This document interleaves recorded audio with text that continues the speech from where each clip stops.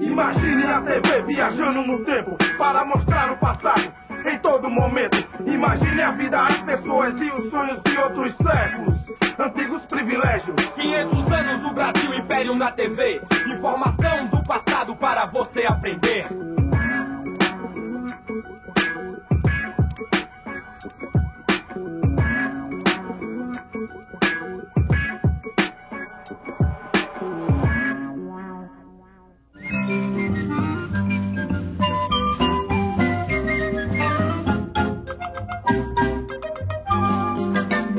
A violência marca o Brasil do século XIX.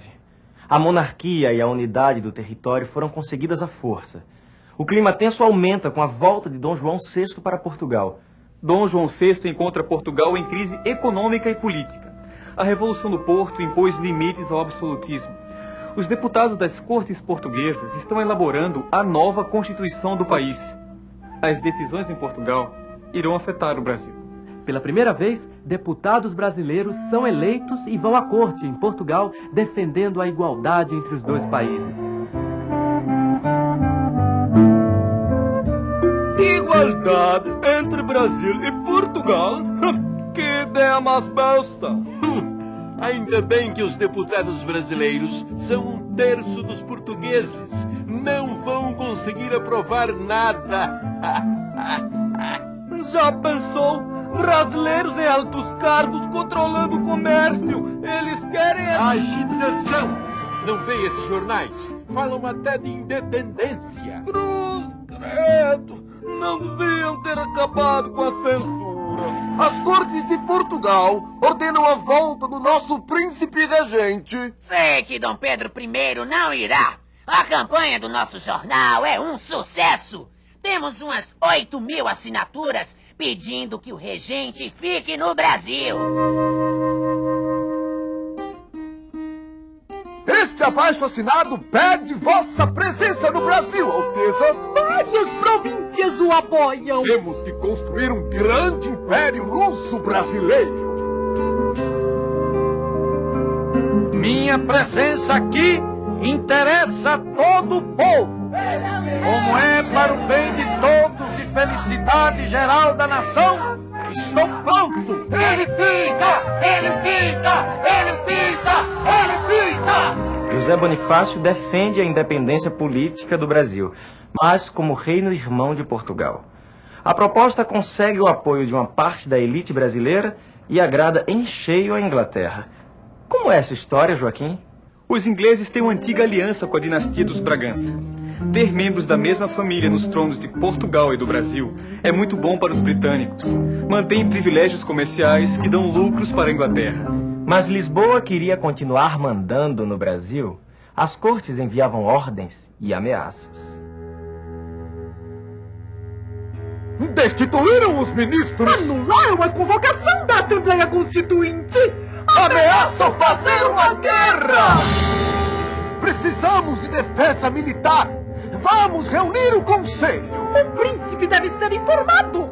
Ah, que foi? Vossa Alteza sente alguma dor? Notícias da corte, chalaça. Reúna meus homens. Está na hora do Brasil ficar independente de Portugal. E a independência foi proclamada. Rio de Janeiro, Minas Gerais e São Paulo aprovam o gesto de Dom Pedro. Em outras províncias, a situação é diferente. Quem explica é a correspondente Liana Muyemba. Na Bahia, grupos resistem à independência. Tropas leais a Portugal lutam contra brasileiros e aliados ingleses. Nas províncias do Ceará, Piauí, Maranhão e Pará, também estão acontecendo conflitos. Centenas de pessoas já morreram. Temos que pedir mais dinheiro emprestado à Inglaterra, chalaça. Precisamos de recursos para as batalhas. É confusão por toda parte. Vamos aprovar leis que fortaleçam o vosso governo. Será impossível um governo forte com essa Constituição que está sendo feita. Esses deputados querem diminuir o poder de vossa majestade. Vou dissolver essa Assembleia Constituinte e fazer a minha própria Constituição sem o dedinho desses deputados. Eles que façam leis no exílio. acaba de ser outorgada a primeira Constituição do Brasil, que adota o regime de monarquia constitucional, com muito mais poder para o imperador. A Constituição não agradou muitas províncias. Pernambuco, por exemplo, pegou em armas. O correspondente José Pereira entrevista um dos líderes do movimento, o jornalista Cipriano Barata. A Confederação do Equador foi um movimento separatista? Claro, e também republicano. Esse imperador é autoritário. Mesmo preso, o senhor escreve um jornal e tem sido um dos principais articuladores da Confederação, não é? Mas eu tive bons companheiros desse movimento. Nossa bandeira de luta foi independência, religião, união e liberdade. Todos sabem que as províncias não precisam mais dizer amém ao imperador. Queremos república, federação e o fim do tráfico de escravos. Somos donos de engenho. Sem novos escravos, quem vai dar duro em nossas terras? Há negros armados lutando pela Confederação? É um perigo. E se eles quiserem acabar com a escravidão? Até hoje, eu apoiei a Confederação do Equador. Mas agora é diferente. Não dou mais um tostão pra essa revolta. Nem eu. Nossas tropas chegarão a Pernambuco por terra e mar. Com a ajuda dos ingleses, será uma vitória fácil.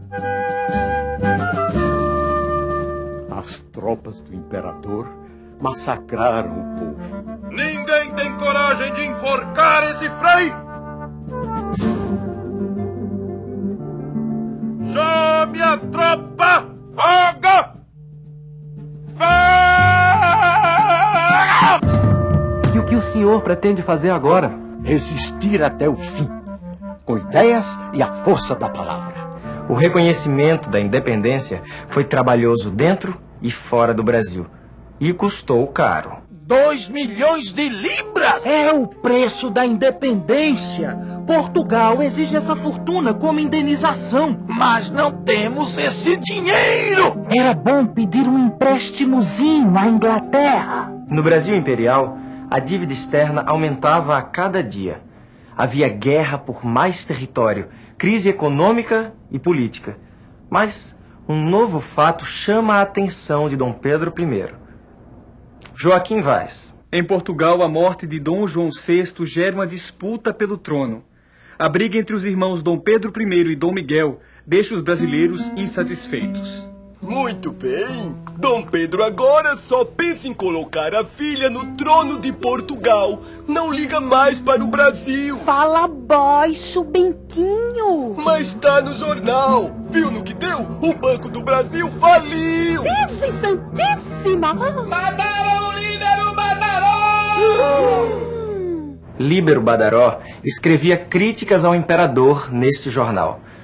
O assassinato dele aumentou a oposição a Dom Pedro I. Mas a gota d'água foi um conflito entre portugueses e brasileiros. Para melhorar sua imagem, o imperador visita algumas províncias. A passagem por Minas Gerais é um fracasso. Dom Pedro I e a sua nova esposa, Dona Amélia, voltam ao Rio. Durante a festa de apoio ao imperador, os brasileiros afrontam o monarca. Na segunda noite de festa, portugueses atiram pela janela garrafas e cacos de vidro. Muita gente sai ferida. Vou embora para Portugal. O povo brasileiro não me quer mais aqui. Pode ir tranquilo, majestade. Obrigado, meu caro. Apesar de nossas antigas divergências, confio a você, meus filhos e meu império.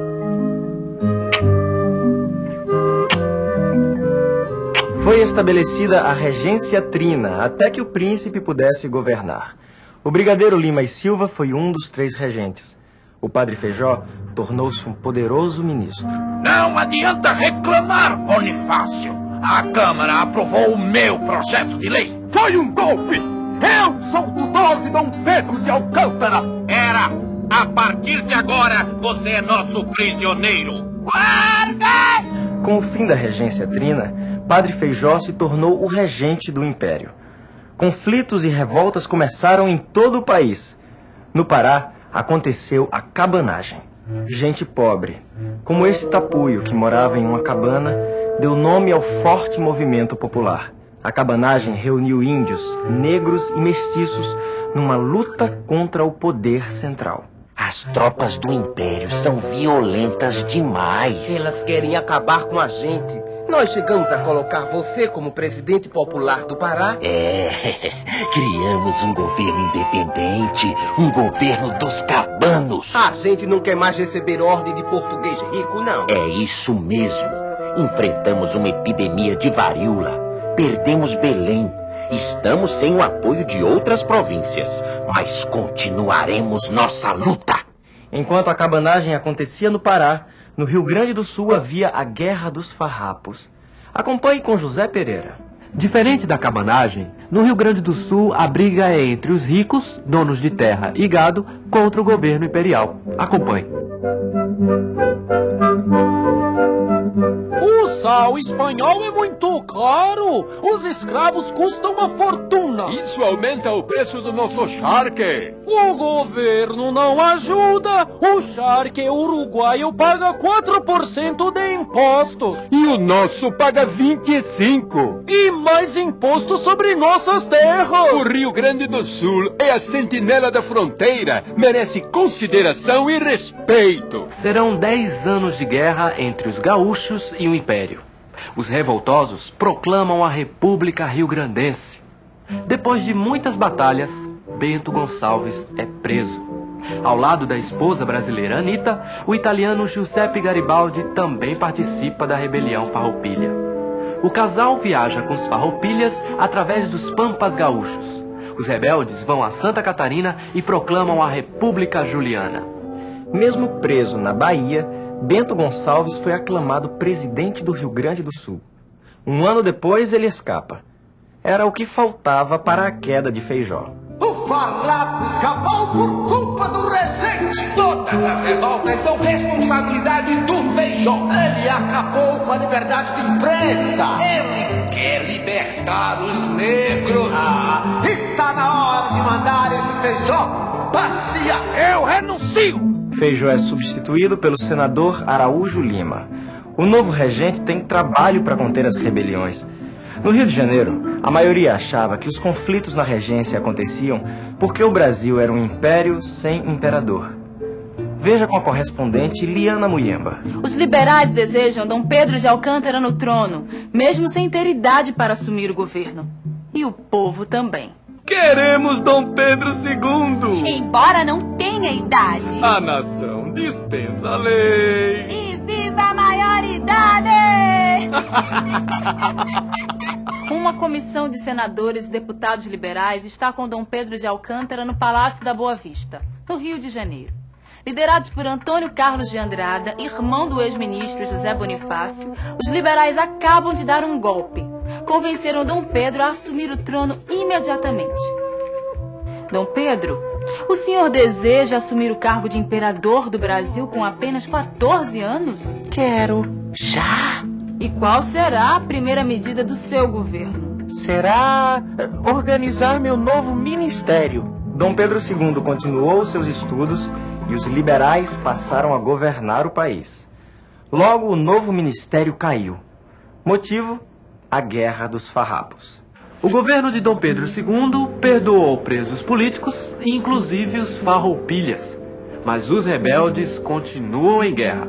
Acompanhe. Agora sim! Temos a nossa própria Constituição. Queremos é que o Brasil seja uma república federativa e as províncias tenham autonomia. E o dinheiro dos impostos no bolso dos rio-grandenses, tchê! A guerra acabou 3 anos depois, graças a uma proposta de Luiz Alves de Lima e Silva, o futuro Duque de Caxias. Filho do general Lima e Silva, Caxias já tinha reprimido levantes no Maranhão, São Paulo, Minas e Rio. Quando o Uruguai invadiu o território gaúcho, Caxias fez uma proposta que foi aceita pelos farroupilhas: paz honrosa. Tropas imperiais e rebeldes lutaram juntos e expulsaram o velho inimigo. Mas a paz do Sul não havia chegado ao Nordeste. Lá começava outra grande rebelião. Igualdade, liberdade e solidariedade foram as palavras de ordem da Revolução Praieira. Esta gráfica na Rua da Praia imprimiu críticas dos liberais ao domínio dos portugueses no comércio e nos altos cargos. Miséria, fome e desemprego aumentavam a revolta dos pernambucanos. Começa uma guerra entre liberais praieiros e conservadores ligados ao governo imperial.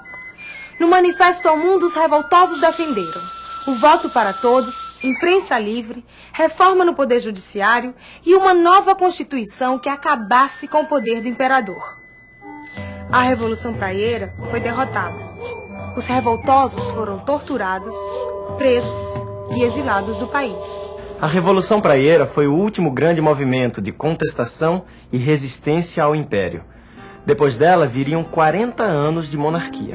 Ufa, agora é equilibrar a confusão entre liberais e conservadores, que a máquina possa andar. E se ranger, um pouco de graxa resolve. Eu mesmo coloco. Mas a vida no Império não era somente guerra. No próximo episódio você vai conhecer uma outra face do país, o Brasil dos viajantes.